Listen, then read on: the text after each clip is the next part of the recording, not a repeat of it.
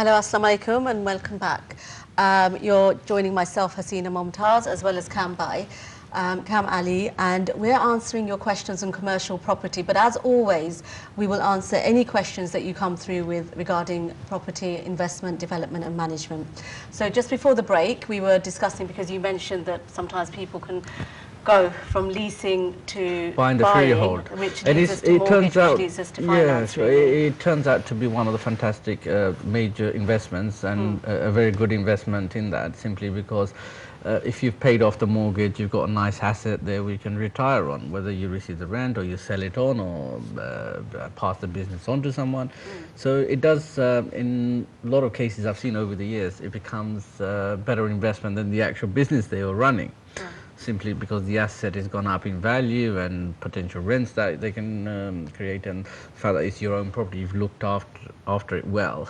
So it is a very good, if you get the opportunity, grab it, and if you can afford it. Obviously there's an initial upfront investment in terms of a deposit that probably needs to be paid to acquire it, and then the rest of it can be. What would the percentage of the deposit be?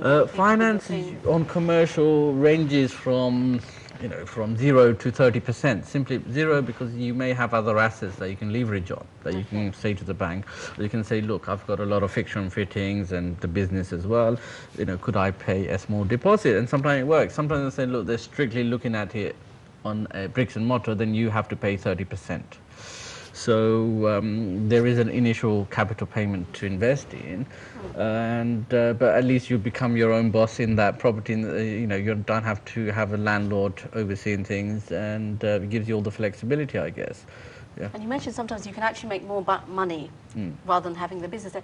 I am aware of people that have done that. They've actually bought the freehold, shut the business down, and then sublet it. Yes. Is that something that you think is a good way of making money? It could be, because sometimes the landlords are quite generous in thinking, this gentleman's been in business for 20 years, I've enjoyed the rents.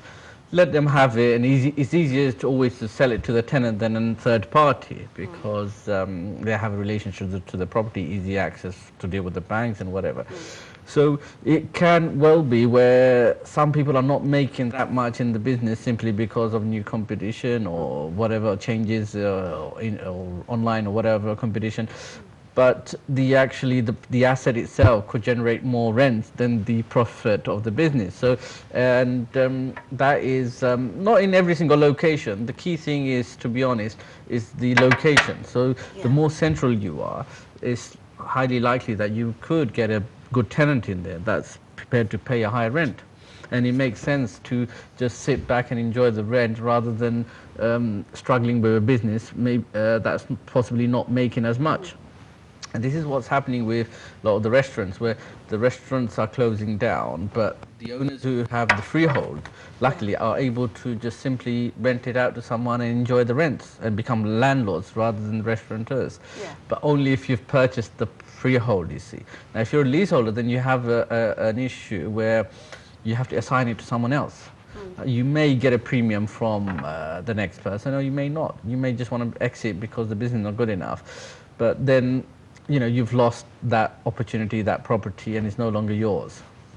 I mean, that leads me then to wonder and to ask about the lease. How does the lease operate, and what are the kind of terms and conditions and legal issues? Right. Leases are a lot different from an short-hold tenancy on a residential property, simply because it's a lot longer term. So you have a minimum of usually 5 years to all the way to 25 years, 30 years even.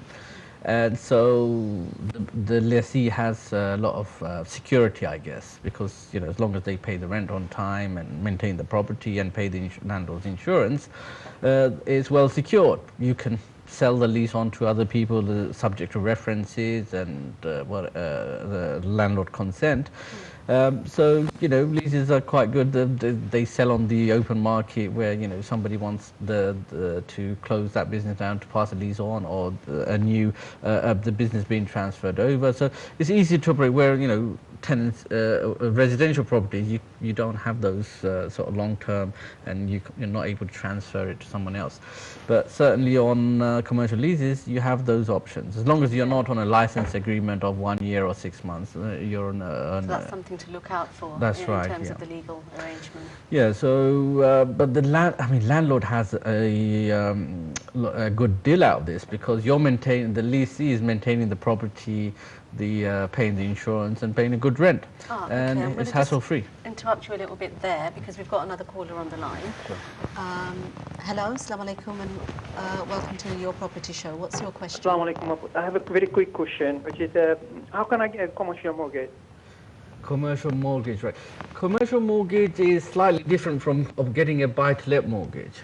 So to get commercial mortgages, I mean, we were talking earlier, it could be you could get without a deposit, or you may need 30%. It depends on your individual circumstances. Most of the high street lenders do lend on commercial properties, but some of your specialist buy-to-let lenders, they do not do commercial mortgages simply because they only do residential buy-to-lets. But people like all the high street lenders will lend. Usually, it's best to approach your bank manager or a qualified broker. They can search the market for you and see, which lender will give you the best rate, arrangement fees. But you could easily make an appointment with your bank manager or a experienced broker, and they will guide you through the process of getting a commercial mortgage. Right, so just before the caller, you were talking about the lease and the conditions, and we were talking Sure. about some of the legal stuff. Did you have something you wanted to add on to that? Well, yeah, I mean, from a landlord's point of view, it's fantastic because, the tenants maintaining the property, because they probably want a nice shop and trade well, and therefore they'll maintain it well. And so the tenant has an interest in maintaining the property. And then you've got, they're paying the insurance, and usually it's quarterly rents, and there's no eviction problems because, if they don't pay, there's forfeiture. Usually most leases say, look, if the landlord hasn't received his rent within 14 days, you can simply take a bailiff round and forfeit the lease, which means the tenant has to go back to the court to get the property back. That's very different to residential. Residential, property. absolutely, yes. So it's more for experienced investors because there's it's different from a standard buy-to-let. So you do have to understand some leases and locations and type of you don't want to be going and buying an office building and not knowing how it all works. And I guess that's where having a really good solicitor, someone who's maybe absolutely, a specialist in it's good. property. With commercial, it's always very important to get professional advice from a broker and a solicitor, and they will explain all the clauses and what have you on that. Okay. So, but if you do it properly, it's very easy to have millions of pounds worth of property and not have too much headache managing it. I mean, you can employ managing agents, but you could also do it yourself because there isn't much required between the lessee and the landlord because you're on quarterly rents or monthly rents, and it's usually set up direct debit, and you don't have to meet your tenant for 10 years. Sure. If you don't want to, there's no need because it's all a professional relationship. It's all being managed.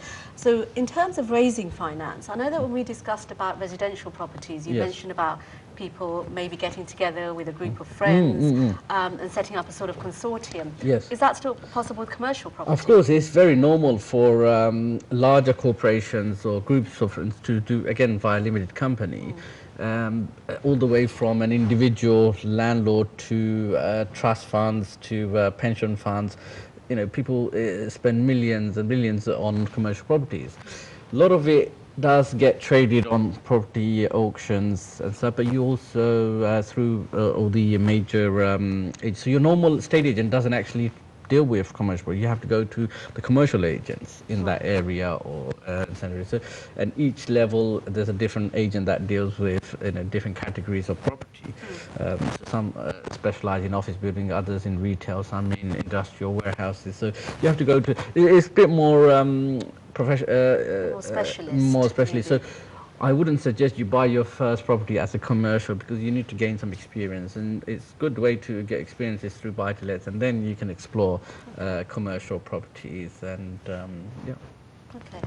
And can you get commercial properties as auctions as well as going to a specialist estate agents? Of course, yeah. I mean, it's more than residential properties. In fact, commercial properties are traded in auctions more than residential. It's just always been the case. And you get corporations selling in auction just to have it all black and white in the sense that there's no the agent or anyone's not, there's no fraud or corruption involved. It's sold on the open market. So yeah, this is what it is. So in terms of kind of the sums that are being traded, it might be a little bit more than with residential properties. So it's probably even more important than to, you mentioned when we spoke about residential property, to go to visit the property, to look at the premises, and to really thoroughly go through the legal packs. Yeah, I think the paperwork more thoroughly, was the property itself is more based on the returns you're getting. So commercial property is based on, am I getting a 9% or 8%, 10%? So the values are worked on yields, the returns that you'll achieve, the rent that you're achieving.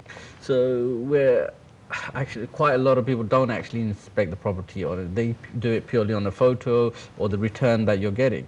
Whereas a residential, yes, you go and inspect, and because it's possibly, you know, there's another business and they don't want interruption, and it doesn't matter what they're running, as long as the rent, the paperwork is strong, the type of lease you got, the rent increase clauses, the location, those things are probably more important than the actual physical inspection, as you do with a residential, where physical inspection of the property is very important. Okay, so you mentioned some of the pros and cons and some of the risks associated with commercial property. Are there any other risks that people need to be aware of or mindful of? Yes, I mean, just like council tax, you have rates. So if you have an empty property, so after a certain period, I think it's 3 or 6 months, the landlord becomes liable for the empty rates. So if you've got quite a lot of empty properties, it becomes a liability because you've got that expense. So you know, you have to be aware.